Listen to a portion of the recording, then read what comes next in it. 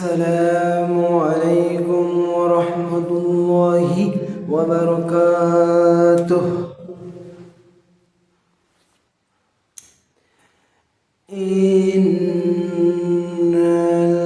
الحمد لله الأقرب الذي خلق الإنسان وكرمه وعلمه من البيان ما لم يعلم فسبحان الذي لا يوصى امتنانه باللسان ولا بالقلم.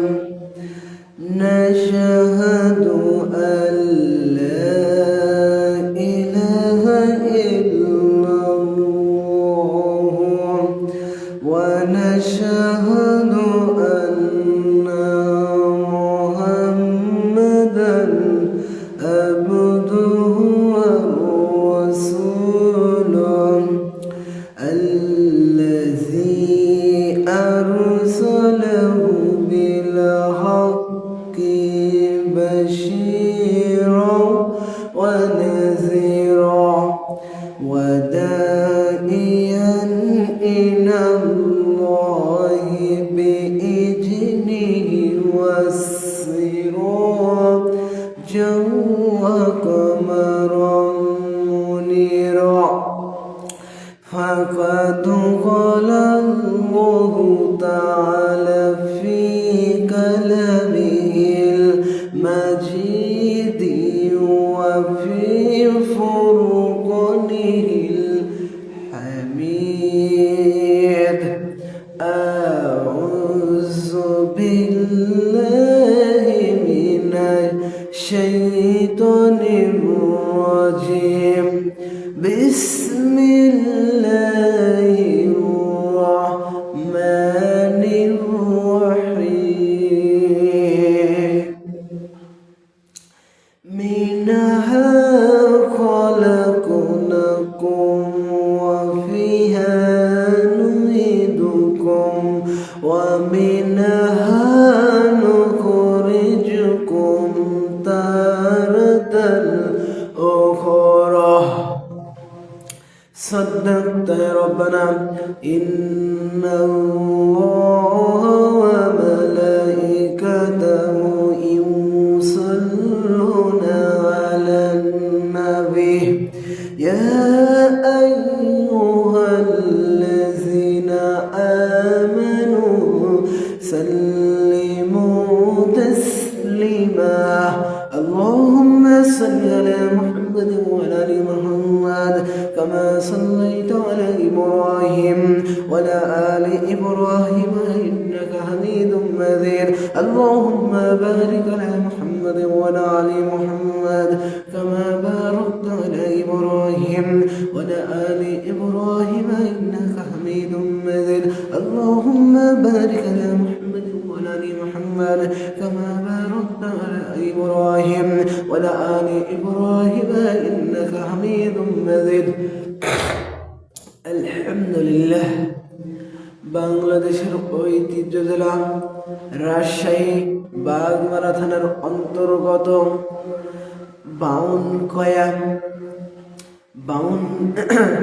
বাংলাদেশের ঐতিহ্য জেলা রাজশাহী বাগমারা থানার অন্তর্গত বিপ্রকয়া জামে মসজিদের ভিতর একটা বিরাট ইসলামী মহাসম্মেলন আয়োজন করতে পেরে আমরা সবাই খুশি না বেজার?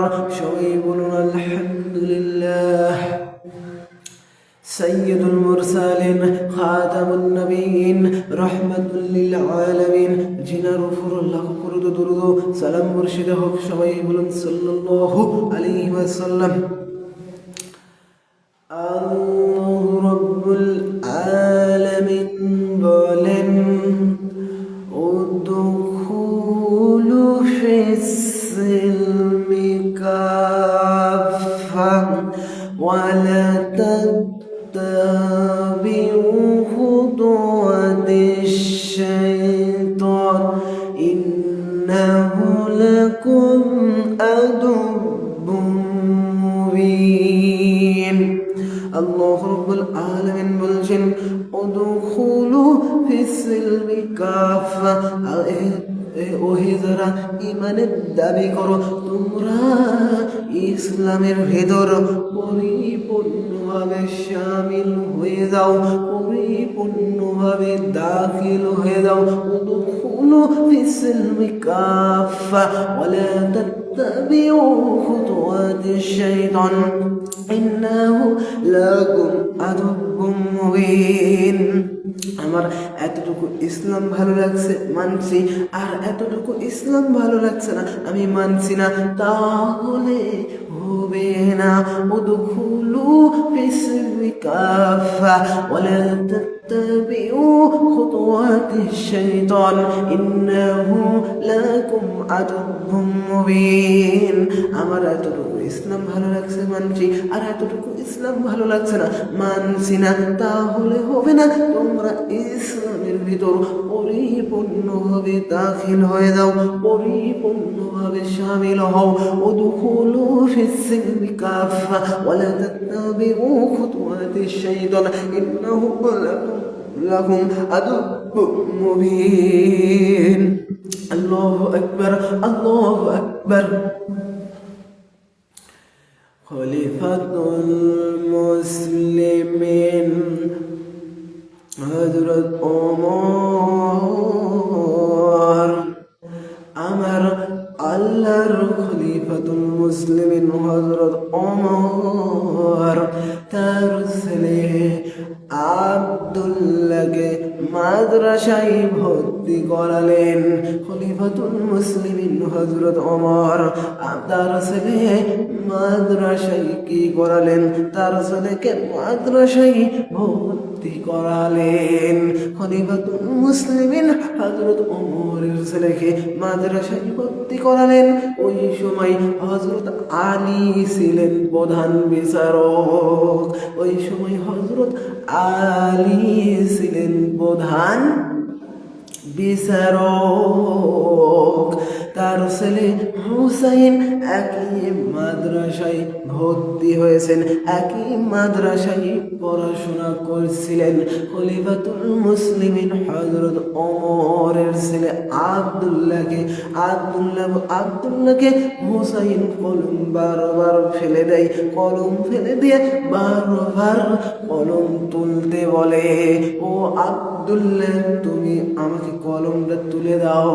একবার কলম তুলে দিয়েছেন, আবার ইচ্ছা করে কলম ফেলে দিয়েছেন, আবার কলম ইচ্ছা করে তুলে দিয়েছেন, আবারও ইচ্ছা করে কলম ফেলে দিয়েছেন, আবারও ইচ্ছা করে কলম তুলে দিয়েছেন। ও আব্দুল্লাহ রাগ করে বললেন, ও হুসাইন, আপনার আমি চাকর নাকি? আপনি বারবার কলম তুলে দিয়ে বারবার কলম ফেলে দিয়ে বারবার কলম তুলে দিতে বলো, আপনার কি আমি চাকর? হুসাইন রাগ করে বলছেন, ও আব্দুল্লাহ, তুমি শুধু চাকর নয়, তুমি চাকরের বাচ্চা চাকর, খাদেমের বাচ্চা খাদেম। এই কথা নিম্বারের ছেলেকে যদি বলা হয়, নিম্বারের ছেলের মেজাজ গরম হবে। তিনি হলো দেশের প্রেসিডেন্টের ছেলে, হযরত ওমরের ছেলে আব্দুল্লাহ। একটা দৌড় দিয়েছেন, দৌড় দিয়ে বলছেন, বাবা, আমি আর মাদ্রাসায় পড়ব না। হুসাইন আমাকে গালি দিয়েছে, আমি নাকি খাদেমের বাচ্চা খাদেম, চাকরের বাচ্চা চাকর, আমি আর মাদ্রাসায় যাব না বাবা। আমার বিচার করতে হবে, আমার বিচার করব সন্তান, আমি বিচার করব, কিন্তু এখন নয়, জুমার দিন হাজার হাজার সাহাবীরা থাকবে, তাদের মাঝে আমি বিচার করব। খলিফাতুল মুসলিমিন হযরত ওমর কি করছিলেন? বক্তব্য দিচ্ছেন, জুমার দিন খুতবা দিচ্ছেন, বয়ান করছেন। খুতবা থামায়া দিলেন, খুতবা থামায়া বললেন, ও হুসাইন তুমি কি এখানে আসো? হ্যাঁ আমি আসি, এদিকে আসো। আমার ছেলেকে বলে আপনি গালি দিয়েছেন। খাদেমের বাচ্চা খাদেম, চাকরের বাচ্চা চাকর বলে হ্যাঁ দিয়েছি। ও উমার তুমি বুকে হাত দিয়ে বলুন তো, আমার নানার আপনি খাদেম ছিলেন না? খলিফাতুল মুসলিমিন হযরত ওমরের কথা বন্ধ হয়ে গেলেন। আর হযরত ওমরের চোখ দিয়ে টপ টপ করে পানি পড়া শুরু হইলেন। ও মদিনার সাহাবীরা, ও আমার সাহাবীরা, বিচার হয়ে গেছে, তোমরা চলে যাও, বিচার হয়ে গেছে। আব্দুল্লাহ ছোট মানুষ কি বুঝবে? আব্দুল্লাহ বলছেন, বাবা তুমি তো বিচার আরম্ভ করলেন না, তুমি তো বিচারই করলেন না। ও বাবা আমি যে বিচার করেছি দুনিয়া এবং আখিরাতে আমার কাজে লাগবে, আমার বিচার হয়ে গেছে। ও বাবা হুসাইনকে মারবা না। তারপরে আব্দুল্লাহকে বলছেন, ও বাবা আমি যা বিচার করেছি দুনিয়া এবং আখিরাতের কাজে লাগবে। ও হুসাইন এই কথা তুমি লিখে দিতে পারবা? হ্যাঁ দিতে পারবো। খলিফাতুল মুসলিমিন হযরত ওমর বলছেন, ও হুসাইন এই কথা আপনি কি লিখে দিতে পারবা? হ্যাঁ আমি লিখে দিতে পারবো। ওই সময় কলম ছিল না, ওই সময় কাগজ ছিল না। খলিফাতুল মুসলিমিন হযরত ওমর কথা বলেছেন। তারপরে কি করলেন? হুসাইন খাজুর পাতা নিয়ে এসেছেন, খাজুর গাছের খাজুর পাতা নিয়ে এসেছেন। খাজুর পাতা নিয়ে হুসাইন বলছেন, আমি নবীজির খাদেম দিয়েছি ওমরকে, আমি হুসাইন সই করে দিলাম, হুসাইন ইবনে আলী আমি সই করে দিলাম। হযরত ওমর খলিফাতুল মুসলিমিন চিঠি পাওয়ার পরে স্তম্ভন করলেন, চুমা খাওয়ার পরে বাবা আব্দুল্লাহ আমি যখন মারা যাব তখন আমার কাফনের ভিতর, আমার লাশের ভিতর যখন সাড়ে দিন যখন কি করা হবে, যখন সাদা কাপড় দিয়ে আমাকে পেঁচানো হবে, ওই কাপড়ের ভেতর আমার এই চিঠিটা দিয়ে দেবা। আমি চিঠিটা দিয়ে দেবো। আল্লাহ কিয়ামতের ময়দানে আমাকে যখন হিসাব দিবে, আমাকে হিসাব জবাবদিহি করবে, আমি বলতে পারবো, আল্লাহ আপনার বন্ধুর নাতি, আপনার হাবিবের নাতি, আমার নবীজির নাতি হুসাইন এই চিঠিটা লিখে দিয়েছেন, আল্লাহ এই উসিলায় আমাকে মাফ করে দাও। আল্লাহ যদি আমাদের থেকে বিচার লাই, আল্লাহ যদি সঠিক বিচার করে আমরা পার পাবো না। আল্লাহ যদি আমাদের থেকে সঠিক বিচার করে আমরা পার পাবো না। আল্লাহ যদি আমাদের নাই বিচার করে আমরা তাও পার পাবো না। আল্লাহ যদি আমাদেরকে নাই বিচার করে তাও আমরা পার পাবো না। আল্লাহ যদি সঠিক বিচার করে তাহলে পার পাবো না। আল্লাহর কাছে পার হওয়া, মুক্তি পাওয়ার একটা পথ হলো কি পথ? আল্লাহ আমাদেরকে সবাইকে মাফ করে দাও, তাছাড়া আমরা কেউ পার পাবো না।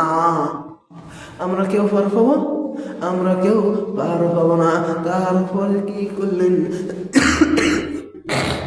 তারপরে পার পাবো না। তারপরে খলিফাতুল মুসলিমিন হযরত ওমরের জীবনী বলছেন, ও মুসলমান ভাইরা, ও যাদের মাথায় মগজ আছে তাদেরকে বলছি খলিফাতুল মুসলিমিন হযরত ওমরের জীবনী শুনলেন। এই খলিফাতুল মুসলিমিন হযরত ওমর একটা হাদিস দুর্বল, তাও শিক্ষার কারণে বলছি। খলিফাতুল মুসলিমিন হযরত ওমর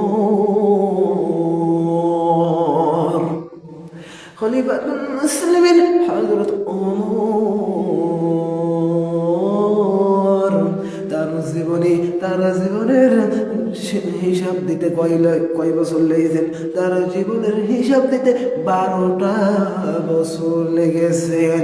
আব্দুল্লাহ স্বপ্ন দেখছেন, বাবা তুমি এতদিন কোথায় ছিলেন? ও ও বাবা, আমার ইন্তেকালের পর, আমার মৃত্যুর পর আমার জীবনের হিসাব আল্লাহ, মহান আল্লাহ আমার থেকে হিসাব নিচ্ছেন। আমার হিসাব, জীবনের হিসাব দিতে লেগেছেন 12টা বছর। হিসাব নিতে নিতে নিতে আল্লাহ বলছেন, ওমর তোরে মাফ করে দিলাম, যা তোরে মাফ করে দিলাম, যা। ফেরেশতারা আমাকে জান্নাতের নহর থেকে ঘোষণা করে বলছে, যা, সাদা পোশাক পরায় দিল, সাদা পোশাক পরা দিয়া বলছেন, যা এখন জান্নাতে যা, এখন জান্নাতে যা, এখন জান্নাতে চলে যা। ও বাবা, আমার জীবনের হিসাব দিতে 12টা বছর লেগেছে। ও বাবা, এতদিন কোথায় ছিলেন? আমার জীবনের হিসাব দিতে 12টা বছর লেগেছেন। খলিফাতুল মুসলিমিন হযরত ওমরের জীবনে শুনলেন। এই খলিফাতুল মুসলিমিন হযরত ওমর 26 বছর বয়সে মুসলমান হয়েছেন। খলিফাতুল মুসলিমিন হযরত ওমর 26 বছর বয়সে মুসলমান হওয়ার পর যেই পৃথিবীতে কিছুদিন বেঁচেছিল, সেই কিছুদিন বেঁচে থাকার পর যে হযরত ওমর নেকির কাজে তো আঞ্জাম দিয়েছেন। হযরত ওমর 26 বছর বয়সে মুসলমান হওয়ার পর কিছুদিন দুনিয়ায় বেঁচেছিলেন। তারপরে এই হযরত ওমর কিছুদিন বেঁচেছিলেন। বেঁচে থাকার পর খলিফাতুল মুসলিমিন হযরত ওমর জানে কি করেছেন? হযরত ওমরের নেকি গণনা করলে কিয়ামত এসে যাবে। হযরত ওমরের নেকি গণনা করে শেষ করা যাবে না। হযরত ওমরের নেকি একদিন যদি গণনা করা হয় শেষ করা যাবে না। হযরত ওমরের নেকি আকাশের তারকা রাজি। হযরত ওমর যে 26 বছর বয়সে মুসলমান হওয়ার পর যা নেকি করেছে, নেকির কাছে আঞ্জাম দিয়েছেন, হযরত ওমরের নেকি গণনা করলে শেষ করা যাবে না। আকাশের তারকা একটাই করে গণনা করলে হযরত ওমরের নেকি গণনা করে শেষ করা যাবে না। একটু জোরে বলেন সুবহানাল্লাহ। খলিফাতুল মুসলিমিন হযরত ওমর যেই আস্তে দিয়া হাঁটে, সেই আস্তে দিয়ে শয়তান 40 দিন পর্যন্ত হাঁটে নাই। 40টা দিন পর্যন্ত হাঁটে নাই। আমাদের সবার সাথে শয়তান আছে। আমাদের সবার সাথে কি আছে? আমাদের সবার সাথে শয়তান আছে, কিন্তু আমার নবীজির সাথে শয়তান আছে, কিন্তু তার সাথে যে শয়তানটা আছে সেই শয়তান কালেমা পড়েছে, কালেমা পড়ে মুসলমান হয়েছে। মুসলমান হওয়ার পর নবীজি যেইভাবে চলতে বলে সেইভাবে চলে, কিন্তু আমাদের সাথে যে শয়তান আছে, আমাদেরকে শয়তান ধোঁকা দিয়ে জাহান্নামে নিয়ে যাবে, এরকম আমাদের সাথে আছে। আর হযরত ওমরের সাথে একটাও শয়তান নাই। হযরত ওমরকে দেখলে শয়তান 40 দিন পর্যন্ত হাঁটে না। সেই আস্তাতে 40 দিন পর্যন্ত হাঁটে নাই। হযরত ওমর বিশ্বনবী মুহাম্মদ রাসূলুল্লাহ সাল্লাল্লাহু আলাইহি সাল্লামের কি স্ত্রীরা, বিশ্বনবীর হুজুর বিশ্বনবী মুহাম্মদ রাসূলুল্লাহ সাল্লাল্লাহু আলাইহি সাল্লামের স্ত্রীরা ঝগড়া করেছেন, আমাকে এটা দেন, আমাকে ওটা দেন, আমাকে ওটা দেন, আমাকে এটা দেন, আমাকে ওটা দেন। ঝগড়া করতেন, ঝগড়া থাকলেন না। প্রথম আসলেন হযরত আবু বকর। হযরত আবু বকর আসলেন, তাও ঝগড়া থামে না। আবু বকর আসলেন, ঝগড়া থাকে না। আলী, ওসমান এসেছেন, ঝগড়া থাকে না। কিছুক্ষণ পরে ওমর এসেছেন, আসসালামু আলাইকুম ইয়া রাসূলুল্লাহ, আসসালামু আলাইকুম ইয়া হাবিবাল্লাহ। স্ত্রীরা টের পেয়েছেন, স্ত্রীরা টের পেয়ে বলছেন, ও হুজুর, তুমি তোমার ঝগড়ায় তুমি থাকো, এখন আমরা যাই। এখন যেই লোক এসেছেন সেই লোকের মুখ চলার আগে হাত চলে। সেই দিন সব স্ত্রীরা সব পালাইয়া গিয়েছিলেন। তারপরে ওমরকে ডাক দিয়ে বলেন, ও ওমর, সত্যি তুমি যেই আস্তে দিয়া হাঁটো, সেই আস্তে দিয়ে শয়তান পর্যন্ত 40 দিন হাঁটে নাই।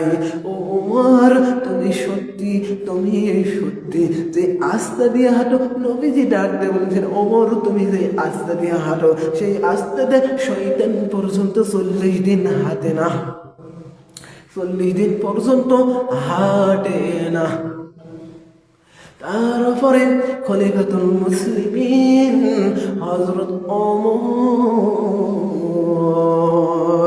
তারপরে ডাক দিয়ে বলছেন, ও হুযায়ফা ভাই, ও হুযায়ফা তুকরিবিল ইয়ামিনকে, হুযায়ফা তুকরিবিল ইয়ামিনকে ডাক দিয়ে বলেন, ও হুযায়ফা ভাই, ও হুযায়ফা ভাই, ও হুযায়ফা ভাই, ও হুযায়ফা, ও হুযায়ফা ভাই, ও হুযায়ফা, ও হুযায়ফা ভাই, তুমি দেখো তো নবীজি আপনার সাথে গোপন গোপন আলাপ করতো, গোপন গোপন কথা বলছো, গোপন গোপন কথা আপনার সাথে বলতেন। ও হুযায়ফা ভাই, দেখো তো লিস্টের ভিতর মুনাফিকের লিস্টের ভিতর আমার নামটা আছে নাকি?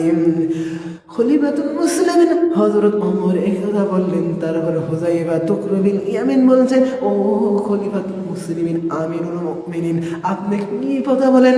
নবীজি আপনাকে জিন্দা অবস্থায় জান্নাতের সার্টিফিকেট দিয়েছেন না ভাই? ও না ভাই, ও হুযায়ফা ভাই, না, আমার নবীজির মুখে আমি শুনেছি দুনিয়াতে কারো ঈমান নিরাপদ নাই। শয়তান আমাদেরকে ধোঁকা দিয়ে বেঈমান বানাতে পারে, শয়তান আমাদেরকে ধোঁকা দিয়ে বেঈমান বানায়া ফেলতে পারে। ও হুযায়ফা তুকরিবিল ইয়ামিন, তুমি দেখো তো ভাই মুনাফিকের লিস্টের ভিতর আমার নামটা আছে নাকি? আমি তওবা করে আজ থেকে ভালো হয়ে যাব, আমার আজ ফিরে আসার পথ আছে। ও হুযায়ফা ভাই, না, হুযায়ফা ভাই বলছেন, না, তোমার নাম নাই মুনাফিকের লিস্টের ভিতর, তোমার নামটা নাই। তারপরে খলিফাতুল মুসলিমিন আমিরুল মুমিনিন ওমর, তোমার নাম নাই। ওমর বলছেন, ও ভাই, শয়তান আমাদেরকে ধোঁকা দেয়া বোকা বানায়া আমাদের শয়তান কি করবে? জান্নাত থেকে দূরে রাখবে। শয়তান আমাদেরকে ধোঁকা দেয়া কি করবে? বেঈমান বানায়া ফেলবে। হযরত ওমরের সাথে শয়তান আছে, সবার সাথে আছে, কিন্তু হযরত ওমরের সাথে শয়তান নাই। হযরত ওমর তাও বলছেন, আমাদেরকে শয়তান ধোঁকা দিয়া কি করবে? আমাদেরকে কি করবে? ধোঁকা দিয়া বেঈমান বানায়া ফেলবে। ও হুযায়ফা ভাই, আমাদের ঈমান একজনের নিরাপদ নাই। আমি নিরাপদ ঈমান নিয়ে আমি ঈমান সহ মরতে চাই। আমাদের ঈমান যেন নসিব হয়, এইগুলো আমি মরতে চাই। আমাদের ঈমান যেন চলে যায় না, আমাদের ঈমান যেন বেঈমান হয়, আমরা যেন না মরি। তারপরে নবী রাসূলদের উপর শয়তান আছে, নবী রাসূলদের উপর শয়তান ধোঁকা দিয়েছেন, কিন্তু আল্লাহ স্পেশাল ভাবে নবীজিকে বাঁচাছেন। আল্লাহ স্পেশাল ভাবে নবীজিদেরকে বাঁচা দিয়েছেন। আল্লাহ স্পেশাল ভাবে নবীজিদেরকে বাঁচা দিয়েছেন। আর আমাদের ঈমান আছে কি নাই আমরা কেউ বলতে পারবো না। আমাদেরকে শয়তান ধোঁকা দিয়ে বেঈমান বানায়া ফেলতে পারে। আমাদের ঈমান নিয়ে আমরা যেন কবরে যেতে পারি, আমাদের ঈমান যেন নসিব হয়। আল্লাহু আকবার, আল্লাহু আকবার। তারপরে খলিফাতুল মুসলিমিন হযরত ওমর বলছেন, আমি তাহলে তওবা করে আজই ভালো হয়ে যাব, আজই ভালো হয়ে যাব। আল্লাহ রাব্বুল আলামিন সূরাতুল নিসার 140 নম্বর আয়াতে বলেন, ইন্নাল্লাহা সামিউল মুনাফিকিনা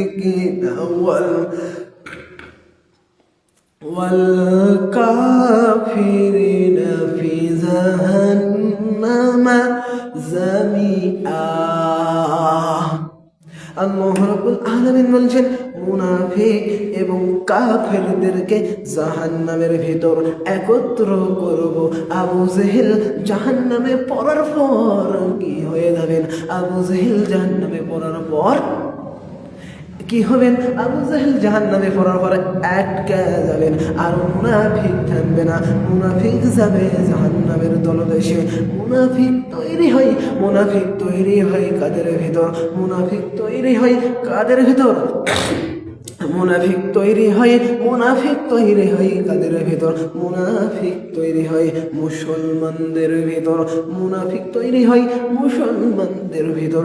হিন্দু বলেন, হিন্দুদের ভিতর মুনাফিক তৈরি হয় না। খ্রিস্টানদের ভিতর মুনাফিক তৈরি হয় না। বৌদ্ধদের ভিতর মুনাফিক তৈরি হয় না। ইহুদের ভিতর মুনাফিক তৈরি হয় না। চাকমা, নারমা এদের ভিতর মুনাফিক তৈরি হয় না। মুনাফিক তৈরি হয় মুসলমানদের ভিতর। কাফের এবং মুনাফিককে জাহান্নামের ভিতরে একত্র করা হবে। আবু জেহেল জাহান্নামে পড়ার পর একা যাবেন, আর মুনাফিক যাবে জাহান্নামের তলদেশে। ইন্নাল মুনাফিকিনা ফিদ দারকিল আসফালি মিনান নার ওয়া লান তাজিদা লাহুম নাসিরা। আল্লাহ রাব্বুল আলামিন বলছেন, মুনাফিক যাবে জাহান্নামের তলদেশে। মুনাফিক যাবে জাহান্নামের তলদেশে। কোরআন এবং হাদিস গবেষণা করে পেয়েছি মুনাফিকের আলামত কয়টি। মুনাফিকের আলামত কয়টি? আমরা অধিক মানুষ মুনাফিকের আলামত জানি তিনটি। 1 নম্বর কথা বললে মিথ্যা বলে, 2 নম্বর ওয়াদা খেলাফ করে, 3 নম্বর ওয়াদা ভঙ্গ করে, 4 নম্বর ঝগড়া হলে গালাগালি করে। 4 নম্বর ঝগড়া হলে গালাগালি করে। 4 নম্বর ঝগড়া হলে গালাগালি করে। কি করে? 4 নম্বর ঝগড়া হলে গালাগালি করে। মুনাফিকের আলামত কয়টি পেয়েছি? কোরআন এবং হাদিস গবেষণা করে 13টি পেয়েছি। 13টির ভিতর 4টি আজকে আমার সব বলার সময় নাই। আরো অন্য দিন যদি পারি অন্য দিন এসে বলতে পারবো। 11 নম্বর পেয়েছি। আল্লাহ রাব্বুল আলামিন বলেন সূরাতুন নিসার 61 নম্বর আয়াত, সূরাতুন নিসার 40 নম্বর আয়াত, সূরাতুন নিসার 145 নম্বর আয়াত, সূরাতুন নিসার 61 নম্বর আয়াত। আল্লাহ রাব্বুল আলামিন বলেন ওয়া ইযা কিলা লাহুম তাআলাউ ইলা মা আনজালাল্লাহি ওয়া ইলার রাসূলি রাআইতাল মুনাফিকিনা ইয়াসুদ্দুনা আনকা সুদুদা। আল্লাহ রাব্বুল আলামিন বলেছেন ওয়া মানে যখন কিলা মানে বলা হয় তা মানে আসো, মা আনজালাল্লাহু ওয়া ইলার রাসূলি রাআইতাল মুনাফিকিনা ইয়াসুদ্দুনা আনকা সুদুদা। ওয়া মানে যখন কিলা মানে বলা হয় তা মানে আসো, মা আনজালাল্লাহ আমি আল্লাহ নাযিল করেছি, ওয়া ইলার রাসূলি আমার রাসূলের আদেশের দিকে আসো। হে নবী আপনি দেখবেন মুনাফিক যারা তাদের ভিতর রোগ আছে, আছে, তাদের অন্তর অসুস্থ।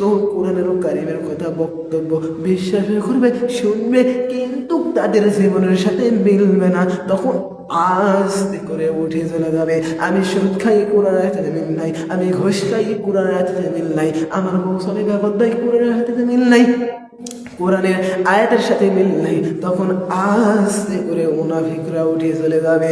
মুনাফিকের আলামত কয়টি? 13টির ভিতর 11 নম্বর বললাম।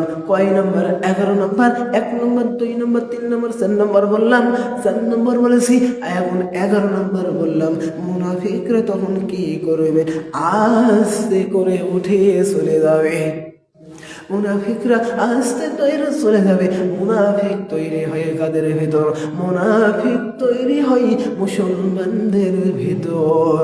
হিন্দু, খ্রিস্টান, বৌদ্ধ, ইহুদি এদের ভিতর মুনাফিক তৈরি হয় নাই। হুজুর, কেউ যদি বলে হুজুর আমি মুনাফিক দেখতে চাই, মুনাফিক দেখতে চাই, হুজুর আমি মুনাফিক দেখতে চাই। মুনাফিক দেখতে হলে কোন দেশে পাঠাতে হবে? এই দেশে পাঠাতে হবে। বাংলাদেশে 96% মুসলমান। মুসলমানদের দেশে মুনাফিক লুকায়া আছে। হুজুর আমি খ্রিস্টান দেখতে চাই। চলে যান আমেরিকায়, কত খ্রিস্টান দেখবা। হুজুর আমি বৌদ্ধ দেখতে চাই, চলে যাও চীনে, কত বৌদ্ধ দেখতে। হুজুর আমি মুশরিক দেখতে চাই, হুজুর আমি মুশরিক দেখতে চাই। মুশরিক দেখতে হলে কোন দেশে যেতে হবে? মুশরিক দেখতে হলে চলে যেতে হবে কোন দেশে? মুশরিক দেখতে হলে চলে যেতে হবে ভারতে। ভারতে যাও, কত মুশরিক দেখবে, কিন্তু মুনাফিক দেখবো হুজুর। আবারও বলছি হুজুর, মুনাফিক দেখবো। মুনাফিক আমার দেশে তৈরি হয় কোন দেশে? বাংলাদেশে মুনাফিক তৈরি হয়। মুসলমানদের ভিতরে মুনাফিক তৈরি হয়। মুনাফিক দাঁড়িয়ে রাখে, টুপি পরে, জুব্বা পরে, আবার মুনাফিক ইসলামের পক্ষে কথা বলে, আবার ইসলামের বিরোধিতা করে, আবার মসজিদের পক্ষ হয়, আবার মসজিদের বিপক্ষে করে, আবার মাদ্রাসার পক্ষ হয়, আবার মাদ্রাসার বিরোধিতা করে, আবার কি করে দিনের বেলা তাফসীর মাহফিল বন্ধ করে, আবার তাফসীর মাহফিল খুলে দেয়, আবার রাতের বেলা কি করে মাদককারীদের সাথে হাত মিলায়, আবার ট্যাবলেট ইয়াবা ট্যাবলেট এইগুলোর সাথে আবার লেনদেন করে, এইগুলোর সাথে আবার লেনদেন করে। মুনাফিককে চেনা অসম্ভব। মুনাফিক দাঁড়িয়ে রাখে, টুপি পরে, জুব্বা পরে, আবার ইসলামের পক্ষে কথা বলে, আবার ইসলামের বিরোধিতা করে, আবার সুদও খায়, ঘুষও খায়, আবার ইসলামকে জবাই করে। আমার আজকের আলোচনার বিষয়, আমার আজকের আলোচনার বিষয় কি? আমার আজকের আলোচনার বিষয়, আমার আজকের আলোচনার বিষয় তোমরা কি?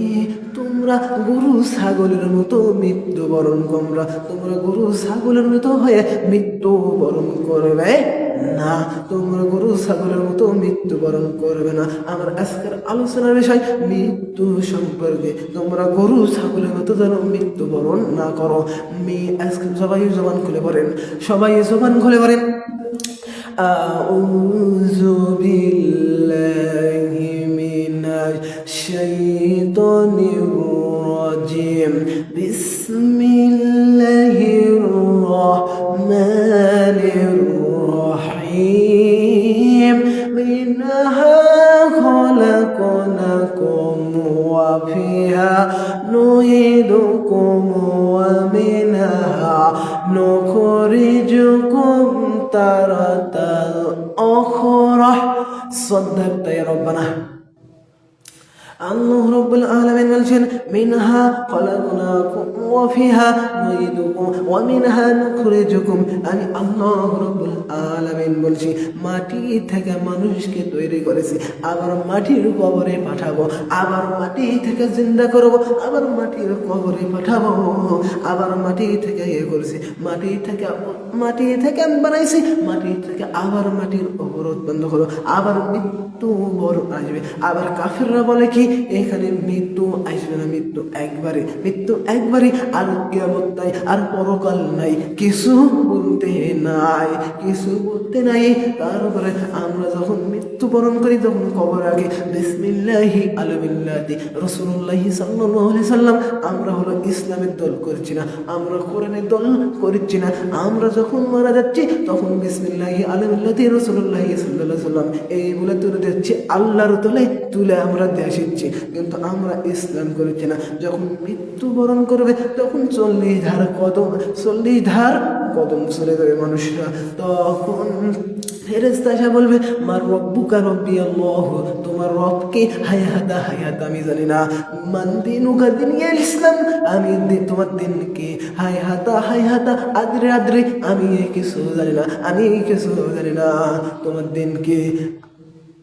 মান রব্বুকা রব্বি আল্লাহ, মান দিনুকা দিনুল ইসলাম, মান নাবিয়ুকা, তোমার নবী কে ছিল? হায়াতা আদ্রি আমি কিছু জানি না। মান নাবিয়ুকা, তোমার নবী কে ছিল? আমি কিছু জানি না। তখন এই কথা বলবে, তখন ফেরেশতারা বাটাম চটায়া ফেলাবে। আর 3টা প্রশ্নের উত্তর আমরা যদি দিতে পারি, আমাদের সুসংবাদ। তখন থেকে সুসংবাদ, জান্নাতের সুসংবাদ। তখন থেকে আমাদের জান্নাতের সুসংবাদ। মা রব্বুকা রব্বি আল্লাহ, আমাদের রব আল্লাহ। মান দিনুকা দিনি আল ইসলাম, আমাদের দিন হলো ইসলাম, ইসলাম ধর্ম, আমাদের দিন হলো ইসলাম ধর্ম। মান নবিউকা নবী মুহাম্মদ সাল্লাল্লাহু আলাইহি সাল্লাম আমাদের নবী। আর যদি না পারি তখনই বাগান চড়াইয়া ফেলাবে। আজকে আমার আলোচনার বিষয়, আমরা গরু ছাগলের মতো যেন মৃত্যু বরণ না করি, গরু ছাগলের মতো আমরা যেন মৃত্যু না বরণ করি। আসসালামু আলাইকুম। আমার বলা খবর ভিতর ভুল টিকি যদি হয়ে থাকে আপনারা নিজ মনে ক্ষমা করে দিবেন। আমাকে এখানে দাওয়াত দিয়ে বাউন্ড বিপ্রকায়া মসজিদের ভিতর আমাকে নিয়ে এসেছ, এই জন্য আমি খুশি হয়েছি। আমি যেন আরও দিন প্রচার করতে পারি, ইসলাম প্রচার করতে পারি, মানুষকে যেন হেদায়েত করতে পারি, মানুষকে যেন হেদায়েত করতে পারি। আবারও আমাকে এখানে দাওয়াত দিয়ে নিয়ে আসবেন আপনারা। ভালো লাগলে আবারও যোগাযোগ করবেন, আবারও যোগাযোগ করবেন, আবারও কি করবেন, আবারও যোগাযোগ করবেন। আমার নাম্বার 013-36-55-90-95। এই নাম্বারে তোমরা যোগাযোগ করবেন ইনশাআল্লাহ। আবারও এখানে নিয়ে আসবেন। আমি আরো ভালো ভালো ওয়াজ